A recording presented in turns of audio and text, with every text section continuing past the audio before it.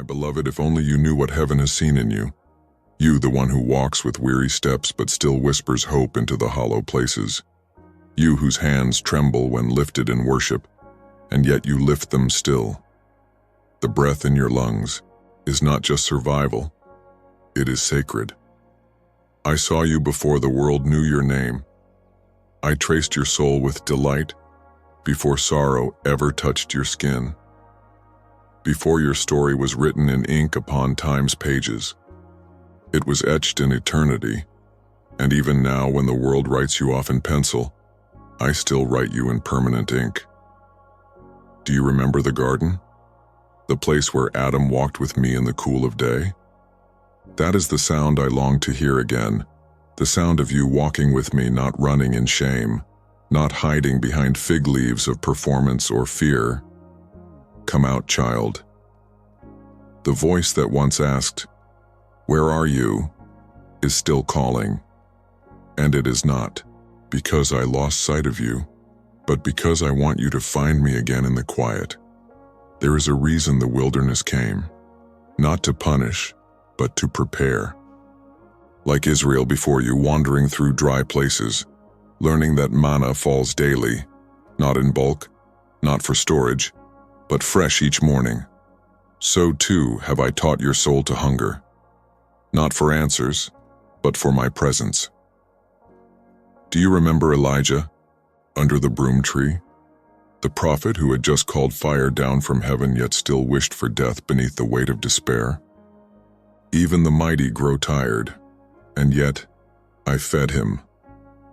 I whispered to him, not in the wind, not in the fire, not in the earthquake, but in the still small voice. And that whisper, like the one I give to you now, revived him. You are not forgotten. You are not disqualified. You are not too late. There is oil in your alabaster jar, crushed by the weight of years you cannot explain. But oh, the fragrance. The aroma of brokenness poured out at my feet has filled the courts of heaven. The woman who wept upon my feet with her tears. Do you think I saw her as shameful? No, I saw her as beautiful, as bold, as beloved, and you, yes you, are just as welcomed. This is not the end. It is the threshold. You have come to the edge not to fall but to fly. The Red Sea will part again. The walls of Jericho will tremble again. The stone will roll away again. You serve the God of resurrection, not of conclusion. Let me renew your sight. The scales of discouragement will fall. You will see not just what is, but what could be. Like Abraham, who looked up at the stars and believed. Like Moses, who turned aside to see the burning bush. Like Mary, who carried the word in her womb before the world understood. You carry something, too. Something that heaven recognizes. Something that makes the darkness nervous. The lion's den did not devour Daniel. It unveiled my presence. The furnace did not consume the 3 Hebrew boys. It revealed my glory. And the valley of dry bones, oh, it became a battlefield of revival when my breath came. And so now I breathe on you. Not with the breath of man, but the breath of spirit. The same breath that hovered over chaos and birthed creation. The same breath that raised Christ from the grave now quickens you. Do not wait to feel worthy. Worthiness was never your job. That's my domain. Yours is to come. Come boldly. Come honestly. Come even if all you can offer is silence and sighs. I hear those too. There is oil in your scars. There is power in your questions. There is redemption in your return. And I, who never grow weary, who neither slumber nor sleep, am here, not distant, not disappointed, not demanding, just present, just near, just whispering again. Still you, I want to use.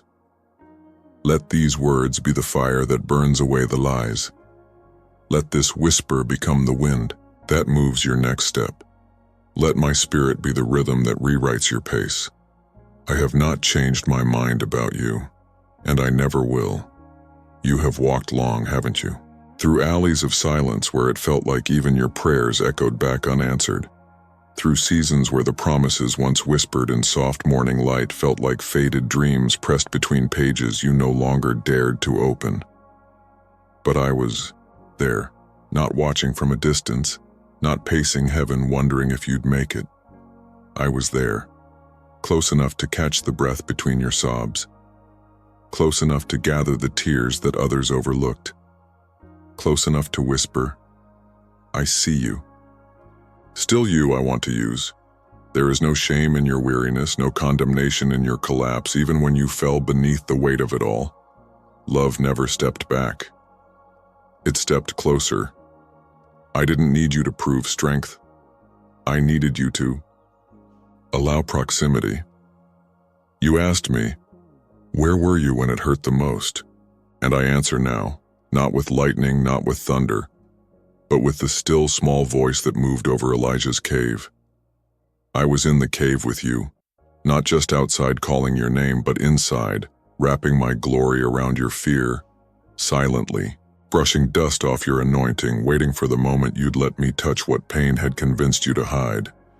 Yes, you've been hiding, not in rebellion, but in protection. I know. You built walls not to shut me out, but to survive. But what once protected you is now limiting you, and I am not here to tear those walls down in violence, but to lead you out in kindness. Let me take you gently by the hand, like I did with Lot before Sodom burned, and lead you back to places you stopped hoping in. You say, but I've made too many mistakes. Let me remind you, I did not call perfect men. I called Peter, who denied. I called Paul, who persecuted. I called Moses, who ran from his own voice. And still I called. Why? Because I do not speak according to your qualifications. I speak according to my covenant. And my covenant is not broken by your detours. It is not undone by your delay. Even Jonah, when he ran from the call, could not outrun my mercy. The fish was not punishment. It was preservation. And that storm that you thought would destroy you, it was not a sign that I had abandoned you. It was me rerouting you back to purpose. You are not too far gone. You are not unusable. You are not late. Even now I am restoring the years the locusts have eaten. Even now I am breathing new wind into dry bones.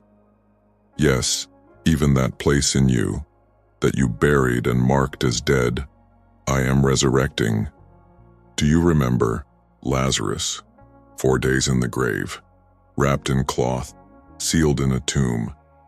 But I stood before the stone and wept, not because I was powerless, but because I was moved. And then I spoke. Lazarus, come forth. And so I say now, child, come forth. Come out of the tomb of regret. Come out of the shame you thought you had to wear like a garment. Come out of the identity others put on you. You are not your failure. You are not what happened to you. You are not who they said you were in your weakest hour. You are mine. Let me tell you what I see. I see oil on your scars, oil pressed through pain. I see glory in your groaning, glory born in the quiet. I see power in your whisper, power shaped by presence, not performance. You are becoming a sanctuary, not made with human hands, but carved by fire, molded by mercy, etched by intimacy. You are my tabernacle in the wilderness. You carry what cannot be bought. You host what cannot be counterfeited. And yes, even the limp you walk with now, it tells the truth of encounter. Do you remember Jacob? He wrestled with me all night. He would not let go until the blessing came.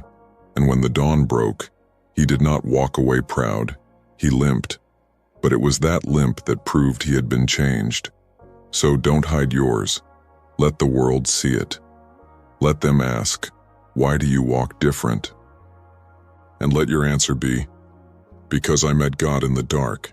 Yes, beloved, the fire has been intense, but it has refined, not ruined, you. And now the flame in you will not flicker in fear. It will burn as a beacon. You've survived the cave. You've endured the pruning. And now I say again, rise. Not as one forgotten, but as one anointed in hiddenness. Not as one delayed, but as one preserved for such a time as this. You've asked, why the silence, Lord? And I answer not with noise, but with knowing. The silence was never my absence, it was my shaping. There are depths I cannot dig in noise. There are truths too holy to shout over distractions. And so I led you into quiet, not to abandon, but to deepen. Like David in Adullam's cave, you learned how to worship without a stage. Like Moses in Midian, you learned how to lead sheep before I called you to lead nations. Like Jesus in the wilderness, you faced temptation not as punishment, but preparation. You see, beloved, fire and silence are both classrooms of glory. The fire, it burned away the counterfeit. It revealed the parts of you that could not stand. It refined you, not to shame you, but to shape you. The silence, it tuned your ears to frequencies no crowd could offer. It slowed your steps not to delay you, but to deepen you. It removed the need to be seen, so you could learn to be known by me. I do not waste fire, and I do not waste silence. Moses found me in a bush that burned without consuming. Elijah met me not in the thunder, but in a whisper. John was exiled to an island, and there I opened the heavens. And you've walked through both the fire and the silence. You thought you were forgotten, but you were being refined. You thought I had gone quiet, but I was drawing you closer. You thought you had lost your voice, but I was giving it back, baptized in holiness. Beloved, you are not who you were when this began. You are not a victim of the wilderness. You are a vessel of my glory. You are not just surviving, you are being strengthened. Do not despise the season that humbled you. It prepared you for the season that's calling you. Do not rush past the silence. It taught you how to recognize me. Now, when I speak again, you will know my tone. Now, when my spirit moves, you will not miss it. And the fire, it did not destroy you. It lit a flame that will never go out. That same fire now illuminates the path before you. You carry me now, not as a theory, but as reality. You host my presence, not for platform, but for communion. The next season is not about returning to what once was. It's about rising in what I've built inside you. You are not behind. You are not disqualified. You are not too late. You are ready because you let the fire do its work. You are in tune because you stayed in the silence. And now, beloved, I say this again, still you, I want to use. This is the season of becoming. Becoming is not loud. It does not demand a spotlight. It does not announce itself in grand gestures. Becoming happens in the slow, the steady, the sacred repetition of obedience. I am not asking for you to run. I am asking for rhythm. Not urgency, but alignment. You see, glory rests best on those who walk in cadence with my spirit, and the season ahead will not be about speed, but about depth. I am forming in you roots that can hold glory. You've asked for harvest, and I've heard you. But I am a gardener, and I never rush the ground. Every yes you've sown in hiddenness, watch now as they sprout. Every tear that watered your soil, see how it has softened the earth. Every silence endured, every obedience in secret, it has not been wasted. Beloved, this is where fruit begins to show. This is where your words carry weight, not because they're eloquent, but because they're anchored. This is where your hands heal, not because you are perfect, but because you are yielded. And yes, others may not recognize this version of you. Let them wonder. Let your becoming speak, for I have not finished yet. And the next part will require your full attention, not to pressure, but to presence. So begin each day with me.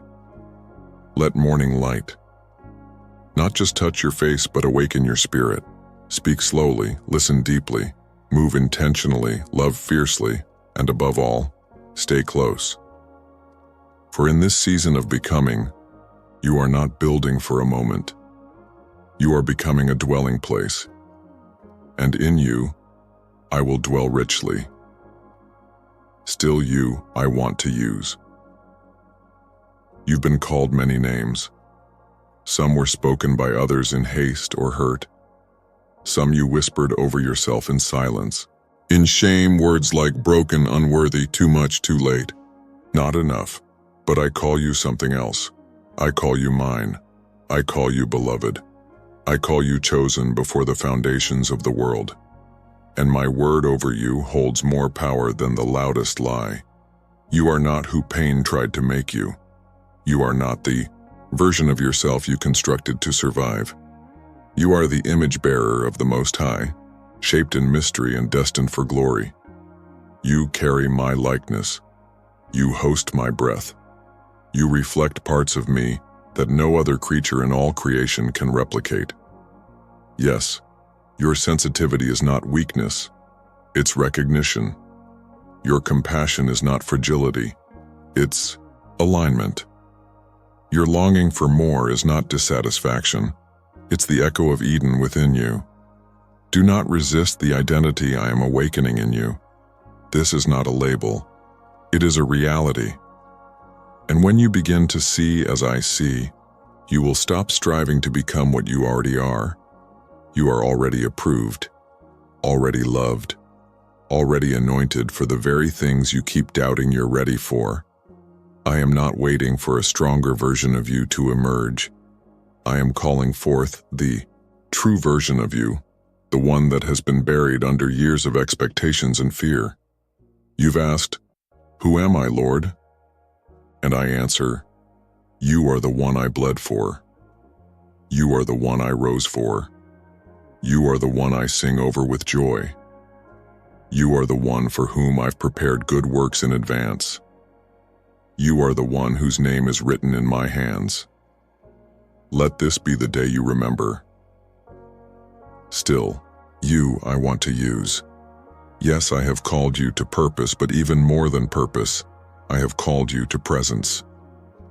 Before I sent Moses to Pharaoh, I drew him to the bush that burned. Before I anointed David with oil, I found him in the field, singing. When no one heard before I raised Lazarus, I wept, do you see? I dwell in communion before I move in commission.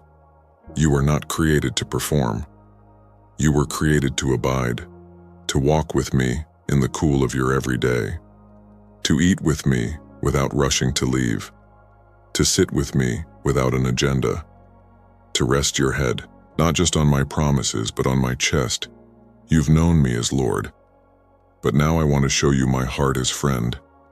Yes, the one who commands winds and waves longs also to share a table with you, not as a superior to a servant, but as a shepherd to his sheep, as a father to his child, as a lover to his beloved.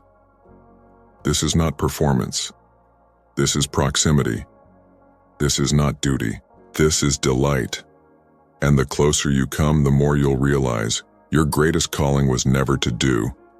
It was always to be. Be with me. Be near me. Be honest with me. Be held by me. Everything else flows from this place. Miracles flow from it. Wisdom flows from it. Courage flows from it. Joy flows from it. When you abide in me, fruit is inevitable. But when you run without me, you bear burdens not assigned. So let this next chapter begin, not with striving, but with surrender. not with strategy, but with stillness.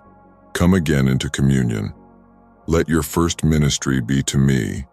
Let your first yes each morning be to intimacy, not influence. When the world pulls at your time, remember this. You were not made to be constantly available to the noise. You were made to be constantly aware of my nearness. So return to the secret place. Make your life a sanctuary again. Not because I demand it, but because I dwell there and because I miss you. Still you I want to use, not just as a messenger, but as a friend. Let's walk together, again, and never part. There is a fire I placed in you that no storm could quench. It flickered, yes. It burned low in the nights when hope seemed distant and weariness pressed against your chest like iron, but it never went out. Because I have been tending it with my breath. You thought it died, but it didn't. It was preserved, hidden, protected from the winds of performance and the flood of false identity. And now it burns again. Not with the frantic blaze of striving, but with the steady warmth of belonging. This is not the fire of hype. This is the fire of holiness. Not the fire of emotionalism, but the fire of encounter. It is the same fire that Moses saw in the bush, burning yet not consumed. It is the same fire that fell on Elijah's altar and proved my presence to a nation. It is the same fire that filled the upper room and rested like tongues upon my people. And now, child, this fire rests on you, not because of your resume, not because of your following, not because of your perfection, but because of your yes. That yes that no one heard, that yes spoken in tears, that yes uttered through doubt. You've said yes, again and again, and now the fire responds. Not to showcase you, but to sanctify you, not to impress, but to indwell. This fire is not to perform with, it is to carry, and as you carry it, it will reveal, it will refine, it will revive. The world does not need more performers, it needs burning ones, those who carry fire in their eyes and mercy in their hands, those who love without compromise and speak truth without fear, those who don't shrink in dark places but shine. And child, you are one of them. You are not too broken. You are not too late. You are not too unqualified. You are anointed with fire. Let it burn. Let it burn through the lies that say you're disqualified. Let it burn through the ceilings that others have placed above you. Let it burn away the fear of man, the need for approval, the ache of comparison. This is the fire that remains, and this is only the beginning. Still you, I want to use. Child, the next step I ask of you may not feel like victory. It may feel like vulnerability. But obedience is not always bold. Sometimes it is quiet. Sometimes it looks like laying something down when the world says you should rise. Sometimes it feels like letting go of what you thought was the promise so I can give you the fulfillment. I know the questions that swirl when I ask you to trust me in the silence. I know the ache of walking by faith when the path disappears beneath your feet. But let me remind you, Noah obeyed while rain was only a rumor. Abraham obeyed while holding the knife over his promise. Mary obeyed with a womb full of wonder and a world full of judgment. And you, yes you, are called to the same kind of trust. Not flashy, not always understood, but holy. There is power in your quiet obedience, power in waking up again and saying yes when nothing looks different, power in choosing me above your timeline, above your comfort, above your plan. Let me speak this clearly. I'm not measuring your success. I am measuring your surrender. The ones who shake the earth are not always the loudest, but the most yielded. And oh, how yielded you've become. You've let me lead you through the garden of grief. You've sat with me in the waiting room of promises. You've let me empty your hands so I could fill them rightly. Now I ask again, will you trust me? Not just with your dreams, but with your disappointments, not just with your future, but with your fears. For obedience will sometimes look like staying, other times like leaving, sometimes like silence, sometimes like speaking. But in every moment, obedience looks like this: your heart leaning toward mine, your spirit open to my breath, your feet moving in rhythm with my whisper. You don't need to see the whole road. You only need to follow the light at your feet, and I will lead you. I will not let your obedience end in ruin. I will not waste your surrender. What you place on the altar, I will breathe upon. What you give up in faith, I will return in fire. This is the holiness of obedience, and this, child, is where you will be most free. Still you I want to use, not because you strive, but because you surrender. Now that you have been stripped of false weight, now that the fire has refined your voice, now that the silence has deepened your ear, now I send you, but not as the world sends, not with pressure, not with spectacle. I send you the way I sent my son, with love as your banner, with truth as your anchor, with heaven's authority written not on scrolls but on your heart. You do not go out to impress, you go out to impart. You do not move with fear in your lungs, you move with fire in your bones. Yes, there will be rooms I ask you to enter, people I ask you to bless, words I place in your mouth that seem too weighty for your tongue. But you must trust what I've built in you in the dark. You must remember the oil was not just for your healing, it was for the healing of others. I have not restored you for isolation. I have restored you for influence, and influence in my kingdom is not fame. It is fruit. You will carry atmospheres. You will bring peace where there was torment. You will release hope where despair once made its home. This is not a burden. This is a partnership. You are not working for me. You are walking with me, and we are just getting started. So walk out now, not rushed but ready, not frantic but full, not trying to be the answer, but carrying the answer within. Let the stillness go with you. Let the fire go before you. Let my presence be the rhythm in every step. Because this is not just a calling, it is a commission. Heaven has marked your name. And I, the one who called you, am faithful to finish what I started. Now go. Go in power, go in peace, go in presence, and never forget. Still you I want to use.